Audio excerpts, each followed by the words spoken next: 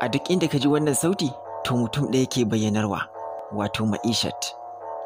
Kyakkyawar yarinya kalan kyamara, doguwa fara mai aji.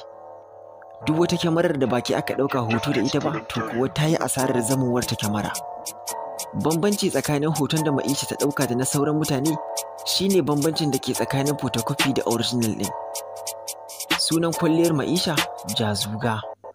Domin duk gurin da Ma'isha ta bi cikin tsararriyar kwalliyarta to ba iya mazan da ke gurin ba, face har matan da suka zo wucewa ta gurin sai sun fola. Duk wacce ta zauna da Ma'isha ko ba komai sai ta koyi yadda ake tsara kwalliya. Domin Ma'isha gwana ce a gurin tsara kwalliya musamman mata amare. Idan Ma'isha ta ɗaura hotonta a kafar sada zumunta to kuwa na tabbata za ta kashe wa sauran matan kasuwa. Domin kuwa babu wacce za ta ƙara samun likes. Da kyawu 'yar wanka Ma'isha, ina bayanki. Yes, we are there with you. 'Yar gayu, 'yar wanka, 'yar kwalliya kuma kalan kyamara. Aha, Allah ya ja zamani 'yar wanka. Na gode. Kalan kyamara, back to the point kalan kyamara, ko bisari nake ni kalan kyamara ne. Baba mu fa kalan kyamara ne. Kalan kyamara ne. Baba mu fa kalan kyamara ne.